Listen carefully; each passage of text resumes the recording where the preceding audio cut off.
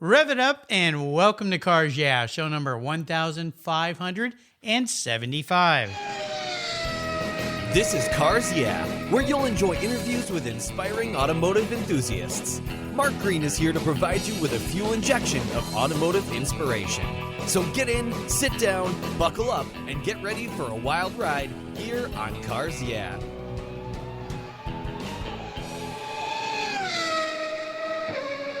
Hello, inspiring automotive enthusiasts, and welcome to Cars Yeah. I'm revved up and very excited to share with you today a guest calling in from Redding, California, Rob Krider. Rob Krider is a national champion racing driver competing in the National Auto Sport Association, NASA, Honda Challenge Series. Rob has raced numerous forms of motorsports, including drag racing, autocross, hill climbs, rallycross, and even demolition derby. That's pretty funny when you learn what he does for his day job. He also is a champion endurance racing driver. This guy's having fun. He's a contributing editor for SpeedNews magazine and writes the Toolshed Engineer column that provides tips for club racers. Rob's been on numerous TV shows, including Mud, Sweat, and Gears. I love that. Optimus Search for the Ultimate Streetcar and Horsepower Wars. And he created the documentary film Double Down, a look at endurance racing. By the way, when Rob's not on the track, he's a California Highway Patrol officer. So that makes what he's doing pretty fun, especially the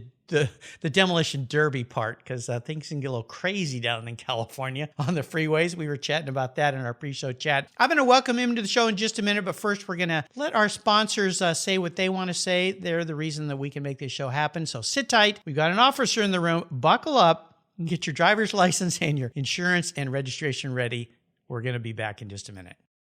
The most damaging thing to your vehicle's interior isn't that drink your kid spilled in the back seat. It's the sun. Harsh UV rays damage your interior over time. They crack your dash, they fade the colors inside your car, and the heat makes getting into your favorite ride downright unbearable. My friends at Covercraft have the perfect solution for you. Their sunscreens are easy to use, they take seconds to install, and they protect your vehicle while parked in the harsh sun.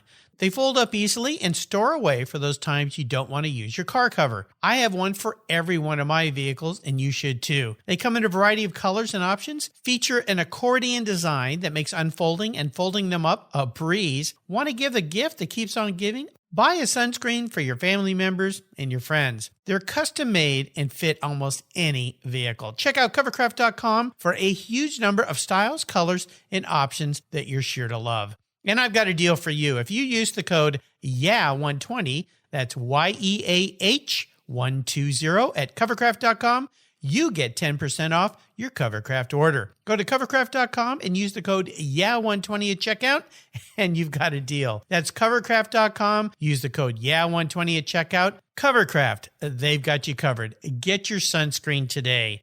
You'll thank me for it later. So, what do you do after running a race team for 27 years with over 100 podiums, multiple Daytona wins, and a win at Le Mans? Well, if you're a racer and the Racers Group team owner Kevin Buckler, you start Adobe Road Winery.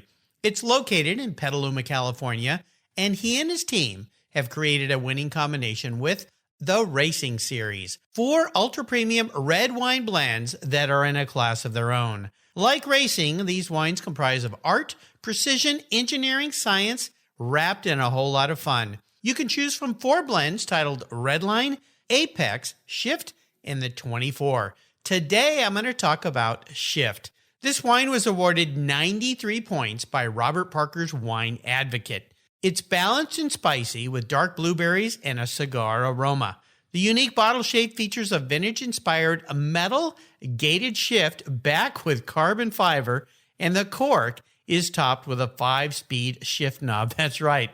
There's going to be some battles at the dinner table on who gets to keep the cork after this bottle has been enjoyed. The Racing Series is a delicious gift for the automotive enthusiast in your life, and I've got a deal for you. If you use the code CARSYEAH, all one word in caps, at checkout, you get $10 off any purchase of the wines from the Racing Series. Your wine ships promptly and arrives quickly right at your door. Use the code CARSYEAH at checkout and get $10 off your purchase from the Racing Series today. There's always a seat at the table for excellence with the Racing Series. Go to AdobeRoadWines.com and use the code CARSYEAH today. Cheers. Hey, Rob, welcome to Cars Yeah. Are you buckled up and ready for a fun ride? Well, since you know I'm a California Highway Patrol officer, you know I am buckled up because that's a very important thing for people to wear their seatbelt. So absolutely, I am buckled up and ready for this ride. All right, well, we're going to have some fun. Before I jump into this, though, could you tell our listeners one little thing that most people don't know about you? Yeah, there's something that really nobody at the track knows about me or the folks I work with in the Highway Patrol, and that is I have a very odd collection that has nothing to do with cars. So I actually collect Pez candy dispensers. So I have 952 Pez candy dispensers. Yes. I haven't quite got to 1,000. I'm getting close. And so kind of a strange thing to have a collection of. I'm taking up a ridiculous amount of wall space in my house. But I will tell you that my wife would rather look at Pez candy dispensers on display instead of a bunch of junky racing trophies. So I found a happiness there with strange collection. Well, listen, I've got a lot of listeners, thousands of listeners in over 80 countries. I'll bet you we could get you to 1,000. So you get me a P.O. box and we'll get everybody to start mailing you Pez dispensers from around the world, and we'll see if we can get you to where you're going. That's pretty funny. The first thing that comes to mind when I hear Pez dispenser is that one episode of Seinfeld. If you remember that, or if you ever watched Seinfeld, he and Elaine were at a recital. George's girlfriend was playing the piano, and he pulled out a little Pez dispenser and put it on Elaine's leg, I think, or her purse, and it made her laugh. And she started laughing, and she disrupted the whole recital, and that was the whole thing. So that's kind of my Pez story. But why Pez dispensers? What got you into this? It's a crazy thing. My wife, when we first got married, we were at the store one day and she bought a Wonder Woman Pez because she's all about the girl power. And so I was kind of making a joke. I'm like, well, if you're going to get a Wonder Woman, I'm going to get a Spider-Man. She's like, if you're going to get a Spider-Man, I'm going to get this. And so we went to the checkout stand with like 6 of them. Uh-oh. And then the next thing I know, there was 7 and then 8. And then we went on our honeymoon. It was like, well, here's one. And it's just 23 years later, we have 952 of them. So it's kind of a fun thing.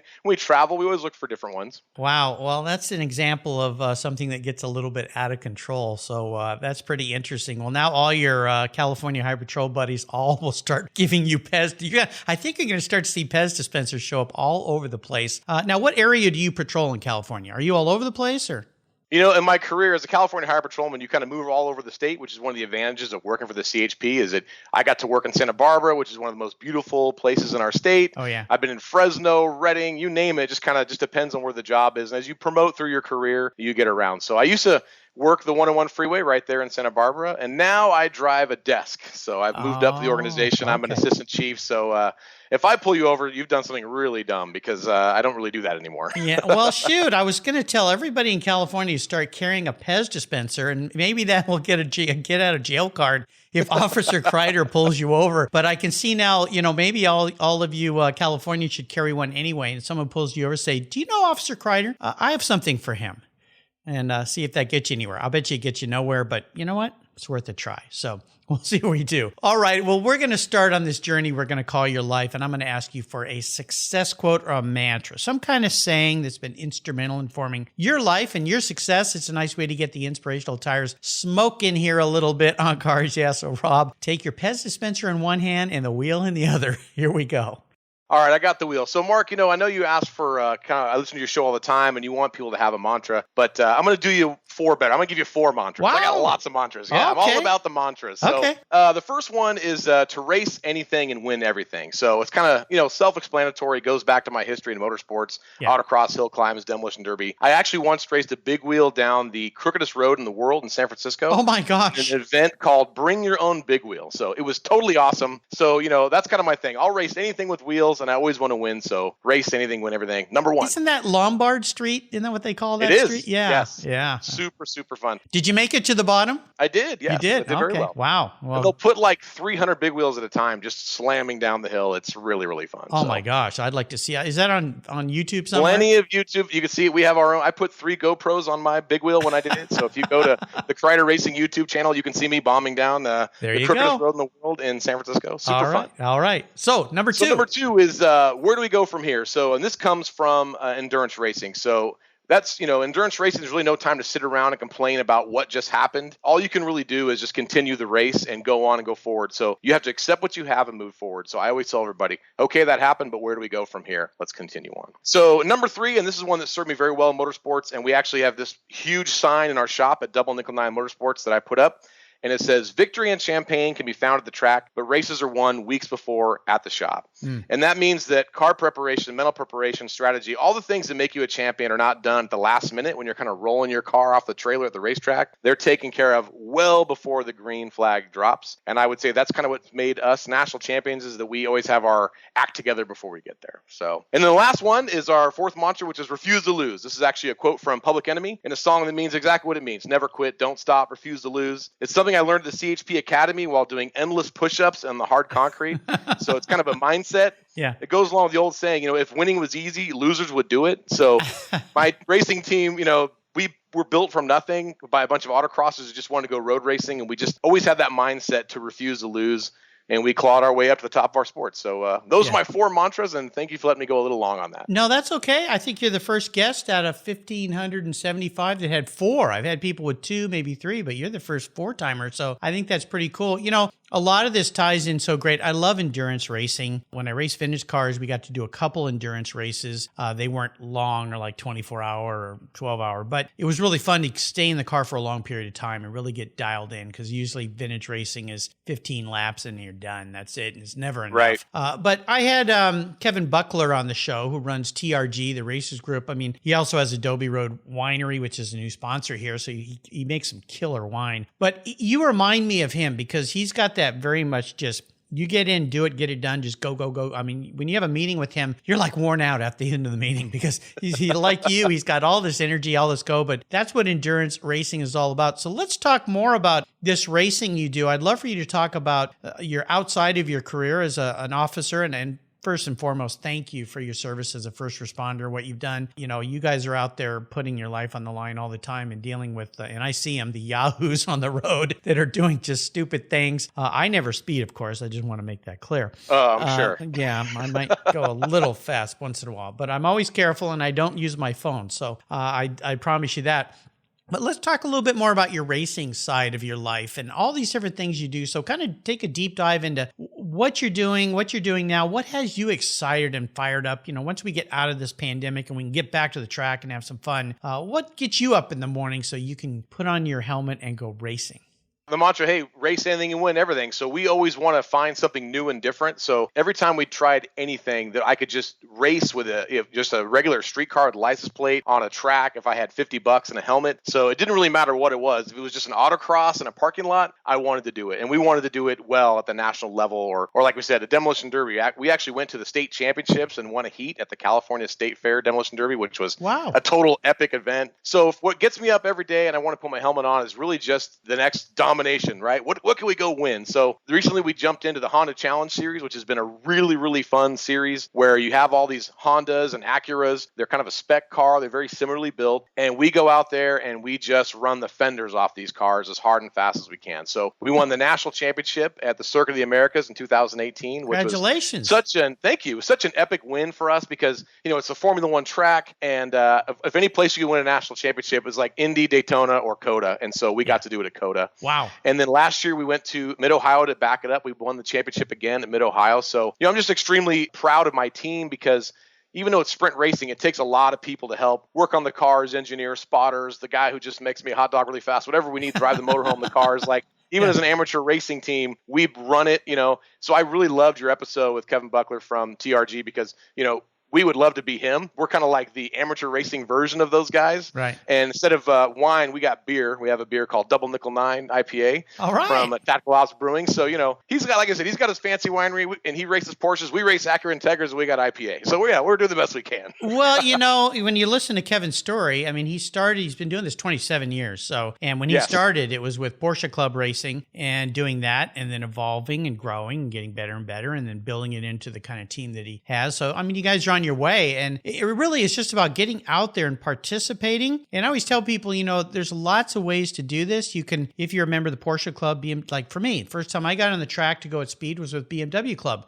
Their driver's training day, I was a rookie, so I had a guy sitting there next to me, had my M3, got to go out, put slicks on the car, thought, okay, this is kind of fun, evolved into with my Porsche 911 and then evolved into vintage racing. That's as far as I went. I didn't get as serious as you guys, but there's ways to do this and have fun with it. And I think it's absolutely fantastic. And the fact that you guys have had so much success, what do you attribute your success to? Obviously, you're a very hard charging kind of guy. So, there's the revs are up with you all the time, I think here. But what would you say is a key part of your success in racing so far? So I think it comes down to strategy. We understand that you can't just win the race by driving like a total madman. And I certainly learned that from years of endurance racing and running like the 25 hours of Thunder Hill, that it's not always the fastest car that wins that race. Generally, it's not the fastest car. And at the same time, like just absolute preparation. So we want to build a car that's absolutely ready for every aspect of the rule set. We want to have drivers that are mentally prepared, physically prepared, ready to attack the track. We want to have spares with us. We want to have all the infrastructure that we need to be a success at the track. We want to have backup systems, good radios, good spotters. We want to be ready for tracks. Like, when we show up to COTA, even though we're a team from California, we actually flew out and went to the Audi driving school there just to get some track time before we came out for the national championship. Awesome. Because we really understood that, as I went into one of 20 curves at COTA, I didn't want it to be the first time I'd ever done it at the biggest race of the season. So those different things, we kind of just try to do all of them the best that we can. Yeah. And I'll tell you, every single day I wake up, I think to myself, what can I do to make our team a little bit better? So whether it's technology and using Google Docs to communicate with my entire team, always having checklists in play, buying tools for the trailer, I really empower all the people on my team, even if you're just a volunteer crew member, which everyone on my team is volunteer because we're an amateur racing team. Yeah. If you tell me, hey, you know what, it'd be better if we had this wrench, I'd say, hey, there's a whiteboard in my trailer, write down anything you want, and the next weekend you come out, it will be on there. Nice. Because I want them to have a sense of ownership of the team. And I think from that bottom-up approach where everybody feels like they're part of the victory and part of the team, we're just more able to be successful as a unit. So for me, I'm always about building a better team, building a better racing team, and building a car, driver, whatever. And so it's a culmination of all those things in one sphere that lets us win all these different races that we've won.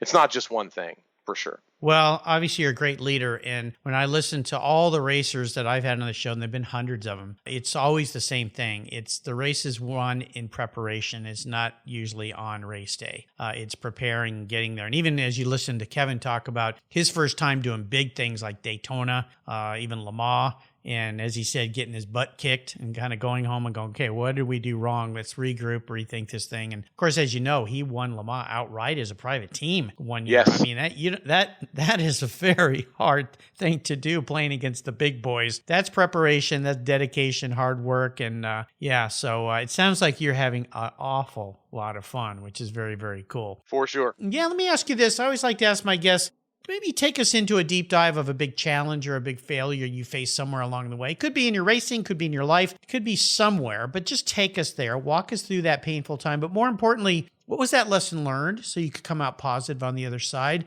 and make some improvements after that experience kind of beat you up a little bit?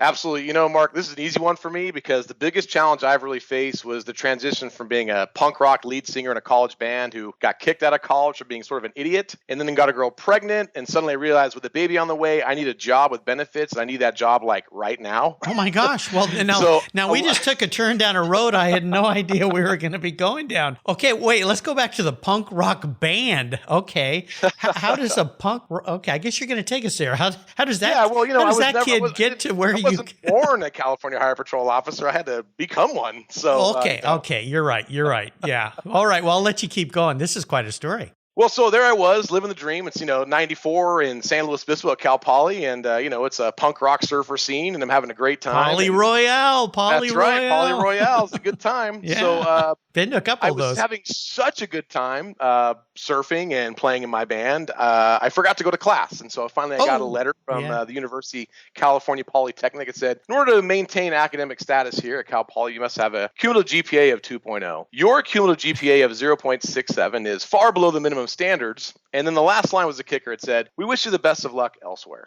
So I was, ouch. Yeah. I was looking for a place to land, and then to follow up that epic failure, I then got a girl pregnant, who's now my wife and mother of 2 children. So I'm not really doing too well, right? I need to get my act together. Yeah. Straighten up, young man. Yes. What are you going to do? And the baby's on the way. How are you going to pay for that? So I knew I wanted to be a driver. I wanted to be a race car driver, but nobody really cared. It was kind of something that was going on in my mind. Yeah. So I found a place that would let me drive a car, and they would pay for the tires and the gas. There you go. And they'd even encourage me to drive very fast. Yeah. So I joined the California Highway Patrol. So what was tough for me was that going from the surfer laid-back lifestyle of Cal Poly to a paramilitary academy at the CHP Academy in Sacramento, where they're spitting in your face and you're doing push-ups and they're screaming at you. They're calling you a booger-eating moron. That was a pretty big culture shock for me. Yeah. I certainly didn't know what a booger-eating moron was. They were mad at me because I didn't put something called hospital corners on my rack, which was a bed. I didn't even know a bed was called a rack. I mean, I was learning a lot. And so those gaps in my knowledge are the challenge that I had to face. And so I really learned a lot from what the CHP Academy taught me. It certainly taught me never to quit, learn some good time management. And I just need to prove to my family, myself, like, look, I am not going to be a failure. I'm going to finish this academy. I'm going to be successful in this career, because I really do actually have a real passion for traffic safety. So it's something I cared about anyways. And the professionalism of the California Highway Patrol, I could really adopt that quickly. I'm like, well, hey, I want to be the best I can be. And I really want to make California the safest place to live and travel. So all these things were hitting with my synapses, but I still needed to learn how to make my bed, wear my uniform. All these things are going to be successful as a cadet. So all I really wanted to do was go on the high-speed track, because the California Highway Patrol has their own road course. We have our own skid pan, mock neighborhood to do pursuit training. So I was like, all these push-ups are great, but when do we get to go drive the car? When do I get in the car? Let's get in the car, man. So, the Highway Patrol Academy taught me a lot. And from that story, and a lot of funny things happened there. Like I learned how to run in formation and throw up and keep running at the same time, because they pushed us pretty hard. Yeah. I actually wrote a book about the California Highway Patrol Academy's kind of all my misadventures there as a young dad trying to get through the process. It's called Cadet Blues. So a lot of people read that book before they go to the academy to kind of get prepared for it. And it's a very, very funny story that makes you laugh. But I will tell you, the driving training at the California Academy taught me a lot, and it made me a better race car driver to this day. I mean, same things you're going to learn at a racing school, they're teaching us at the CHP Academy. So it really comes down to high visual horizon, always looking where you're going and paying attention. And then they let me do cool things. Like I got to pit cars and spin cars out. Yeah. It was just absolutely awesome. Yeah, well, good thing you straightened up, young man. I'm very proud of you. That's very good. It's a great story, and it's funny, but at the same time, I think it's great. And a lot of young men and women end up going to the military, or in the case, the Highway Patrol, to kind of straighten out their life, and they probably get a rude awakening, many of them. But for many of them, it ends up being an incredible learning lesson, and it does get them straight and gets them focused and passionate about doing something. So I'm really proud of what you did, and the fact that you've been serving and taking care of lots of citizens of California all this time, because, we always have these stories about Highway Patrol and so forth. And you remember the old TV show Chips, Absolutely. Those guys just having fun on motorcycles. It's all life's all about. I think it's a little different in real life, probably, is my guess. Some parts are very different. Some parts aren't, Yeah, exactly. But Ponch, and what was the other guy's name? I'm trying to remember. Ponch and John Baker, man. John Baker. There we go. All right. Very good. Well, I know my Chips trivia. Come on. I would hope so. Probably part of your academy training. Yeah, absolutely. It was the first quiz. What is John Poncharella's first name? Yeah, exactly. There you go. That's why I got kicked out. I washed out. So, well, this is a great story. And I'm so glad that helped you become who you are today, and look at where you've come. I mean, you're married, got great children, great career. You're having fun outside of your career racing, which is what Cars Yeah is all about, enjoying the passion of the hobby and so forth. And I think it's fantastic. So what a great story. We're going to take a short break after that one. Catch our breath. We'll be back in a minute after we listen to a few sponsors. So keep that seatbelt buckled, because we've got an officer in the room, and we'll be right back. My favorite collector car magazine is Keith Martin's Sports Car Market. I've been a subscriber for decades. Sports Car Market is the Wall Street Journal for enthusiasts and collectors. It's your monthly must-read, whether you dream of owning a collector car, Maybe you have 2, or maybe you've got 200. Sports Car Market has been around for 31 years, and it's filled with valuable articles, intelligent write-ups, and the latest auction sales. Go to sportscarmarket.com and subscribe today. And don't miss my weekly podcast with Keith Martin titled Buy, Sell, Hold. It's the essence of collecting. We talk to the movers and shakers in the collector car world. Here's a couple deals I have for you just for listening here on Cars Yeah. If you use the checkout code Cars Yeah, you'll receive a 50% discount on your digital subscription at Sports Car Market. That's an exclusive offer from Cars Yeah. And guess what? Here's another deal. If you'd like to get the actual magazine, use the code BSH for Buy, Sell, Hold. That's code BSH, and you'll get $10 off your annual print subscription. That's right, $10 off. Both of these are exclusive offers here at Cars Yeah for Sports Car Market magazine. Just go to sportscarmarket.com and get your deals today.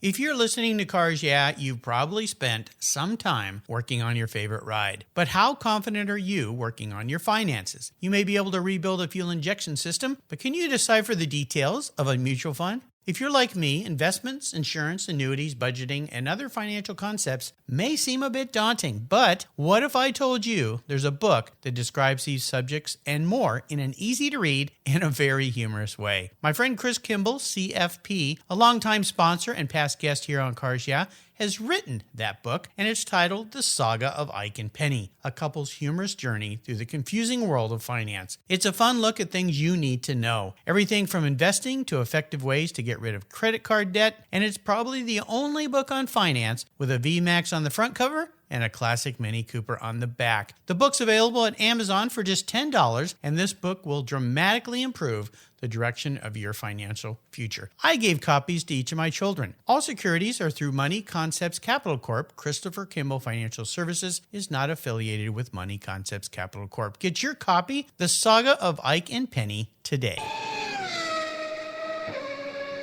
All right, we are back. We're still behaving ourselves here at Cars Yeah, and I want you to share a short story that talks about what instigated this passion that you have for cars. Tell us about a pivotal moment in your life when you knew that, you know what, I think I'm kind of a car guy, kind of a racer guy. You know, I grew up in a gearhead house. I had a dad who loved cars. He had done some autocrossing in parking lots back in the 60s with a notchback Mustang. He'd done some go-kart racing in the 80s. And he was a hardcore car guy. And so in 1986, he bought himself the ultimate 80s car, a brand new fire red T-top Chevy Camaro IROC Z. Whoa. So this was the ultimate in 1986. But the only problem for my dad was he had a son who was just about to turn 16 years old. Uh-oh. So the last thing a 16-year-old kid needs is access to an IROC Z. So I was pestering him, of course, like, let's go autocrossing. And my dad, he kind of knew that autocross events were good to teach car control and avoidance maneuvers. And he took my driver's training very seriously, which obviously helped me become a California Highway Patrol officer. Yeah. So I'm extremely thankful for that. So he figured, hey, what could a slow, small parking lot, 30-mile-an-hour autocross hurt? Nothing, right? Well, maybe hit a few cones. It's not going to hurt the IROC Z. No big deal. But what my dad didn't know, and this was before the internet, was the autocross I found for us to attend, just through word of mouth at some local speed shop, was organized by a group of guys called the American Autocross Series, and they held events at a place called Crow's Landing in Central California. Now, Crow's Landing is this massive United States naval airfield with humongous runways that are interspersed together. And the American Autocross Series guys were just a bunch of Corvette dudes who hated small, tight SEC autocrosses. They loathed them. So a guy named Larry Park, who owned Crown Chevrolet in Dublin, he put together this insane, 130-mile-an-hour autocross. What? They were like outlaw autocrosses. So wow. We didn't have a course walkthrough like you would normally do in a small parking lot autocross. We actually had to drive the course, and you needed a navigator with you because as you would slide through one gate, you had to look like a quarter of a mile down the runway for the next two cones to drive through. It was total lunacy. So at this point, I'm just a zit-faced teenager with exactly 0 driving events under my belt. 0. Yeah. And but I'm filled to the brim with testosterone, and I got this IROC Z, and I'm unleashed into this ludicrous autocross in a V8 powered Camaro. And all of this, and my poor dad is in the right front seat, just sucking up all the seat cushion up his butt and just holding on to the oh my God bar. Yeah. And what I'm have I done? Standing on the gas, just smoking off the gator backs in this IROC. And all I can remember is my dad just screaming, "Brakes, brakes, brakes!" And then he's screaming at me, "Smooth, smooth, smooth." Yeah. And then he kind of calms down, and then it's gas. Yeah. So Oh my I didn't gosh. kill him. I didn't destroy the IROC. I Good. didn't hit any cones. The What? event was a success, and I was immediately hooked on the drug of adrenaline. But now this IROC, it didn't come with ABS brakes in 1986. Yeah. And with my dad screaming through his helmet, brakes, brakes, brakes, I did flat spot 4 Goodyear Gatorback tires. I mean, I course. flat spotted them badly. Yeah. And we had to drive home 2.5 hours on these 4 square tires. It Yeah. practically just knocked all the fillings out of our teeth. So it was a rough ride home, but I'll tell you, after my first run on that IROC, I knew I'm going to be a race car driver. Nothing's going to stop me. I'm hooked for life. Wow, what fun. Well, that's a lot more fun than my first time at autocross, which was at Jack Murphy Stadium in San Diego with the Porsche Club. And my co-driver, I was there with the Porsche driving experience, and they let us drive new Porsches. But Nice. I also had my cabriolet. I had an 84 Cabriolet. And when I got there, they said, we really don't like convertibles being here because, if you flip over, I'm like, well, who flips over at an autocross? Well, What's happening here? You'd be surprised. But they let me run. But you know who my co-driver was Vic Elford. Oh my gosh. He Wow. was working for Porsche at the time. And so I got to drive my car, but nothing like the experience you had. So much cooler for sure. Well, let's talk about your first really special vehicle, that first car that had great meaning for you. Could be a race car, could be a street car, whatever it is. What was special about that ride? Maybe share a memory you have. I've had a lot of special cars over the years. My dad and I restored a 1978 El Camino that I drag raced. I handed it down to my brother who won tons of drag races in it. And now it's being restored for a second time and driven and also drag raced by my nephew, James Krider. So that car is very special to me and the Krider Racing family. But one car in particular that was really magical and made a real difference in my motorsports arc was nothing really fancy. It was actually a 1991 Nissan Sentra SER. Okay. So I wanted to be a race car driver, but I really couldn't afford to go full-blown road racing. I was working the road as a CHP officer. I got 2 kids, a mortgage, I got bills to pay. There's no real income for pro racing laying around the house. So I just didn't see it really happening. But suddenly there was this event that was happening near us at Altamont Speedway called the 24 Hours of Lemons. Oh, It yeah. was a Yeah. $500 car and a few friends to share the cost and share the long driving stints with. So we're looking for a car. So my brother Randy, he finds this 1991 Nissan SER for $500. So the cool thing about the 91, 94 SERs was that they were a 2-door car, 2.0 liter dual overcam engine. It comes with limited slip differential and 4-wheel disc brakes. So this is actually a pretty good little car for what you get. A lot of performance packed in. So we said, hey, let's bolt an auto power roll cage in it and let's kind of develop it for lemons. So as we were doing that, we said, hey, let's autocross it. So the first autocross we went to, we won. Hey, let's go to this rally cross. We win that. I go to a time attack at Laguna Seca. We pick up a trophy there. We go to Lemons, where cars really go to die. We finished 5th out of 65 teams, and we're just a bunch of guys who really were just autocrossers, never been to a road race before. Right. The cars survived, so I said, well, hey, let's take it to NASA and run the Performance Touring Series. So I go to NASA at Sears Point. I win my first race. Wow. So this little car, which we bought for $500, it basically just never really knew how to do anything except win races. So then we said, well, let's take it to the 25 Hours of Thunder Hill. Why not? Yeah. So we go to the 25. We bring a couple of Nissans with us. We can bring a documentary film crew with us, and we film our movie Double Down. Yeah.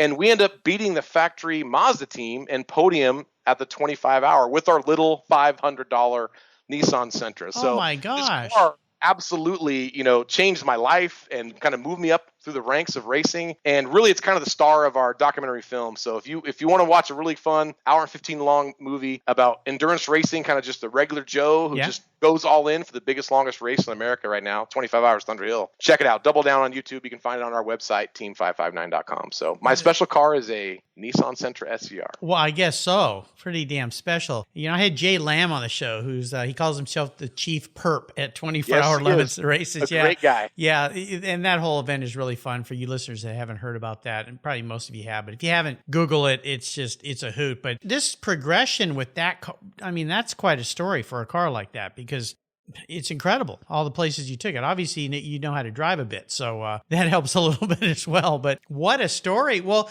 I always ask my guests this very introspective question, kind of get into your skull a little bit here, okay? If you woke up tomorrow, Rob, and you were a car, what would you be and why?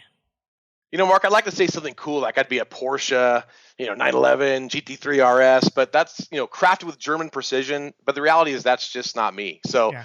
I'm probably just a Ford Crown Victoria, American There made, you full go. frame car, gets the job done. Yeah. And I don't just say that because I pedaled a Crown Vic, police interceptor up and down the California coast with CHP, but really it's just because the car's a worker, Yeah. But it still has some technical performance bits hidden under the taxi cab skin. It's got aluminum suspension, it's got tough spindles, it's got Ford V8 power. So Yeah. for me, the Ford Crown Vic is simply just a solution to a problem. Nothing fancy about it, gets the job done. So I guess that's sort of how I see myself. Just a guy who takes care of business. I'm a kind of an Elvis Presley fan. He had this big logo on the back of his plane, says TCB with a lightning bolt, and that's it for taking care of business. So Taking care of I always thought that business. was kind of a thing that I adopted from Elvis. So I'm all about taking care of business. And the Ford Crown Vic, it takes care of business. It does. For years, I found out I had a cousin who lived in Carmel by the Sea, Jim Brown. And I met him actually at a funeral service for a great aunt of mine. I had no idea he lived there. I kind of had heard about him as a distant relative. And we started talking, and I said, I come to Carmel every year for the Pebble Beach Car Week, the historic races and so forth. And he said, well, why don't you just come and stay with me? He goes, I hate it when all you guys come to town. You mess up my town. There's too much traffic, so I leave.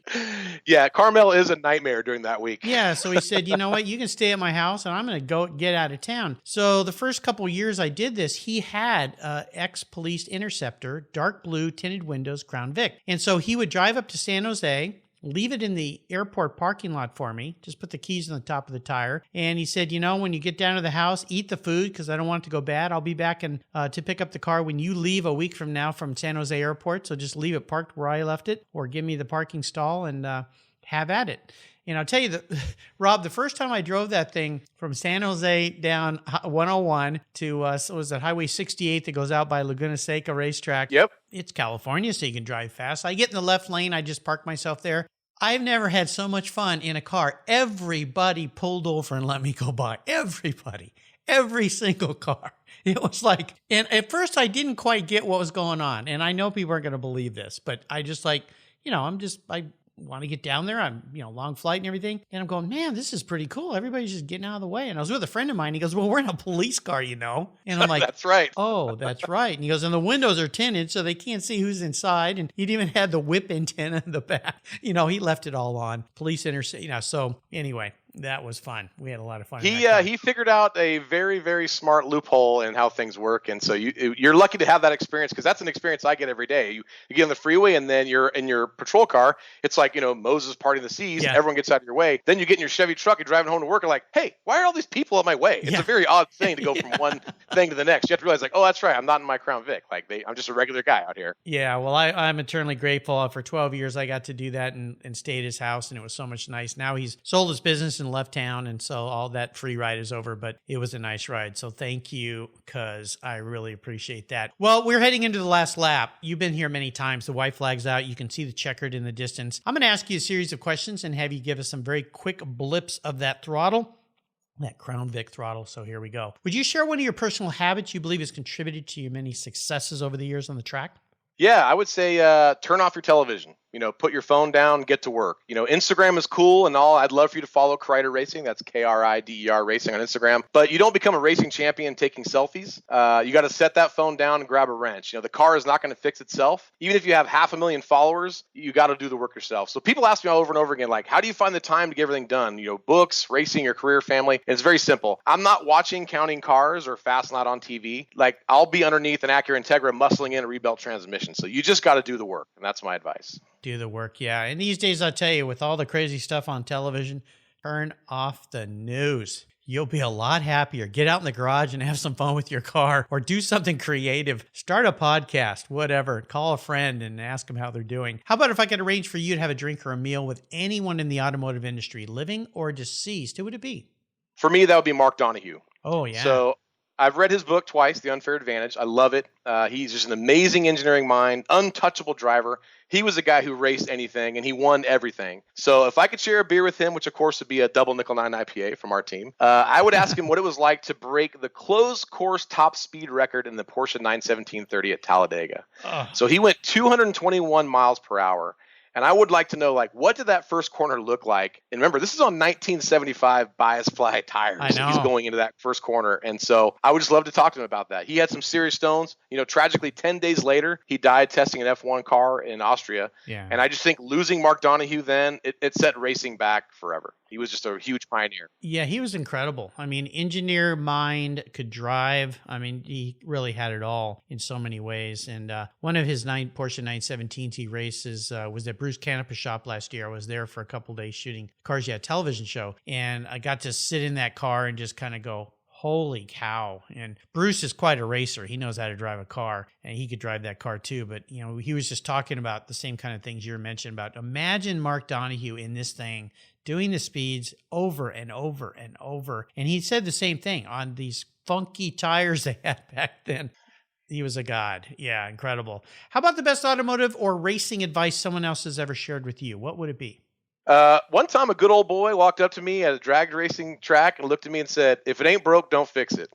And so Yeah. I thought that was kind of strange, but I was ET bracket drag racing in high school, and all of us high schoolers were just gearheads. So of course we were chasing speed. We're always tinkering our cars, but speed is not the name of the game in bracket racing. Consistency is. And so it was important because the question really was, do you want to go fast or do you want to win? Yeah. So it taught me strategies crucial to becoming a champion. And I have to remind myself because I'm a guy who's always kind of improving things. So my engineer at Double Nickel Eye Motorsports, Stephen Young, he's kind of the same mindset. So if you leave the two of us alone in the garage with my Honda Challenge car, he and I will stay up all night long. We'll take it apart and put it back together again right before the national championship starts in the morning, even if we have the pole. And so that's probably not smart. You know what I'm saying? So sometimes I have to remind myself, let's just leave it alone and drive it. So they have to find that balance between, like, is the car prepped and ready to go? And if it is, and if it ain't broke, don't fix it. Don't fix it. Yeah, I've heard that one many times myself. How about a resource? Is there a go-to for you that you think our listeners would really enjoy? Yeah, I'm a writer. I write for NASA SpeedNews magazine, as you mentioned, for over 8 years, and I've got this outstanding collection of how-to stories for club racers and my Toolshed Engineer column. So I've linked all those stories on my website, robkrider.com, or my team's website, team559.com. That's for Double Nickel Eye Motorsports. So it's just a great resource for any racer or any car guy or gal to check out for good tips and ideas for working on cars, organizing their racing team, building their trailer. And not everything in there is just how to fix a car. A lot of it is how to fix a team. Because my team's won a lot of races, not because the cars were fast, but I think the team was efficient. So, we talked before, organization, preparation is everything. I have a master's degree in organizational leadership. So developing teams and building efficiency is sort of my thing. And I think that's what has taken me from beating up my dad's IROC at that crazy autocross to winning multiple national championships in the Honda Challenge Series. Yeah, absolutely. How about a book? Is there a book you'd like to share that you've learned a lot from? Well, of course, I would say to buy my book, Cadet Blues by Rob Krider. Cadet Blues, yeah. I say that, not just because every purchase selfishly buys me more racing tires for my Honda, but it's actually a really funny book. It'll make you laugh. It's got some insane stories about boot camp style training, kind of like the film Full Metal Jacket, and it's got some great cars chase stuff in it too. But other than that, I will say that aside from my shameless self promotion, so I would also suggest another great read, and it's from a previous guest on your show, Craig Watkins. So Craig was the engineer flying Lizard Motorsports, and he's the owner of Smart Racing Products, who makes awesome alignment tools for using in your own garage. But he wrote a book about a Porsche engineer and factory test driver named Roland Kuzmal, and this book is called Kuzmal Chronicles. It's awesome. It covers factory racing efforts with the 959s, the Dakar Rally. And so Roland was essentially a mechanic driving a backup 959, just filled to the brim with axles and spare parts for the pro team in front of it. Yeah. And he darn near won the race as the backup car mechanic with spare parts in his car. So those kind of stories are in there. So Kuzmal Chronicles, you can find that at smartracingproducts.com, and great book, and obviously Craig Watkins is a great guy, so worth checking out. Yeah, absolutely. Well, I'll remind you, you can find all these great links on Rob's show notes page on the Cars Yeah website. Just go to carsyeah.com, type in Rob Krider, Krider. I like that the word writer is in your name. That's pretty appropriate. There it is. Yeah, I like that. Very cool. All right, Rob, we're up to checker flag. You're a regular listener of Cars Yeah, so you know what I'm going to say here. I'm going to buy you a cool car. But as you know, there's some rules to my game since I'm writing the check. I'm like the big sponsor, that writes the checks. You got to kind of abide by my rules once in a while. Of course, you know what they are. You can't sell it to fund your racing or buy more cars with. You have to drive it and enjoy it. So it needs to tick a lot of boxes for you. It doesn't have to be a race car, though. It could be something you could use on the street to enjoy. But it's the only one cool collector car you can have, and that's the one that makes it kind of hard. So what can I buy Rob Krider today? All right, Mark, you have to get your wallet out, and you're going to get a plane or a ship because this thing, I think, is in Germany right now. So I'm looking for the number 2 factory BMW team's M3 GTR that Boris said won the 24 Hours of Nuremberg back in 2005. All right. So here's the history of the car. He's the first American to win that race. He drove the last 7-hour stint for the team. He actually beat the legendary Hans Stuck, who was in the team's number 1 car, in an insane rain race. So I'd love to have that car in my garage because I come from endurance racing, and right now, in my opinion, the 24 Hours Nuremberg is probably the ultimate 24-hour race that's happening. Oh, yeah. Hometown victory for BMW to win it in Germany. And the fact that Boris said was a driver for that team. And I love him. He's a total madman race car driver, and I just think it's super cool. And I'd want that car because I'd like to just have it in my garage, lean against it, drink some double nickel 9 IPA, tell the story of the car. We park it next to my $500 Nissan Sentra, and we can tell the stories of both cars, I think so. Well, Boris has been a guest here on the show. He was a great guest to listen to, his stories and everything. And yeah, he's one of those guys that you just think will be racing when he's 100 years old. He just keeps doing. He lives down there, I think, in Escondido, that area, I think, of Southern California, not too far away from home. My wife and I have an Oceanside, actually. So he's a cool guy. And I mean, he's been running forever. So you picked the right guy, the right seat, a really cool car. But that's going to cost me a little bit. So it may take a little while to get it back over to this side of the shore, but be patient. I'll park it in your garage one day. And just tell your buddies in the Highway Patrol, if they see some crazy guy driving that car down the California highway, just let him go. Let Mark go. He's bringing it to my house. Don't worry. He'll be safe. He'll be safe. So those German plates are totally legal in the state of California. Good. Yeah, it's all good. Rob, you've taken me on an awesome ride. What a fun ride this was. I'm so happy you reached out to me. I want to thank you for sharing an incredible life you built around your passion for cars and for caring for people and making sure people are safe on the roadways out there, and all your fellow officers as well. A thank you to them as well. Before you go, though, could you give us one little parting piece of wisdom or guidance before you drive down the coast highway in that nice little BMW M3 GTR that guy named Boris used to drive? I cannot wait for you to get that car for me. That's going to be awesome. Yeah. My advice is no matter who you are, chase your dreams. Sports car racing these days, if not always, has really been reserved for the ultra wealthy. But the reality is anyone can do it if you truly have the desire and the hard work ethic. You can overcome those obstacles. So hey, I'm a simple government employee, certainly not wealthy by any means, but I found a way to get behind the wheel, ultimately built upon those successes in motorsports. So never quit, chase your dreams, and find yourself on top of that podium spraying some champagne. Well, listeners, here's the guy that figured it out, and you can figure it out too. It just takes a lot of work and hard effort, but here's a guy that you should follow and you can learn from. Give us some ways that people can follow you. You've mentioned it throughout, but maybe what are some better ways or ways that we can remind our listeners how they can keep up with you, which I think is going to be a hard thing to do? Sure. Hey, go to cadetblues.com where you can read the first chapter of the book for free, and I absolutely promise it will make you laugh. So ebook readers, you can find the book on Apple iBooks, Barnes & Noble Nook, of course, Amazon Kindle. Print copies can be purchased on Amazon, eBay, or cadetblues.com. For you Amazon folks, if you look up Cadet Blues on Amazon and you have your Prime button switched, you won't see it because Jeff Bezos is trying to make a little extra money on me, I guess. But if you switch the Prime off, you'll find it there. Jeff, what are you doing, buddy? Don't you have enough money already? My God. Yeah, he's a little greedy with that. That's okay. I appreciate it. I sell a lot of books on Amazon, so I can't complain. I appreciate him inventing that format. There you go. You can check out Double Down on YouTube or my column, Toolshed Engineer from Double Nickel Motorsports. That website's team559.com. You can get all this stuff on robkrider.com. But honestly, for anybody driving the freeways of California, man, just put your phone down, keep your eyes up while you're driving, because the ultimate goal for you and the officers of the California Highway Patrol is we want you to get safely to your destination, whether it be your house or Disneyland or whatever. So just please stay safe out there. Keep your eyes up. Absolutely. Keep your eyes up, head up, as they used to yell to me in my ear when I was doing racing school. Head up, head up, head up, and put your dang phone down. Turn it off, please. We'll all be safer for it. Rob, thanks for being so generous today with your time and expertise and bringing an incredible energy to Cars Yeah today. This has been really fun. You and I could talk forever. Next time I'm down in California, I got to come and visit you, visit your garage. We can have a couple of those beers you talked about and enjoy a little bench racing, as they say. I love me some bench racing. Let's do it. There you go. Until you and I talk again, my friend, I'll see you, hopefully not pulled over, down the road.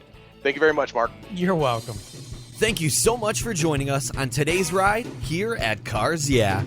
Drive on over to carsyeah.com to find show notes and inspiring automotive fun.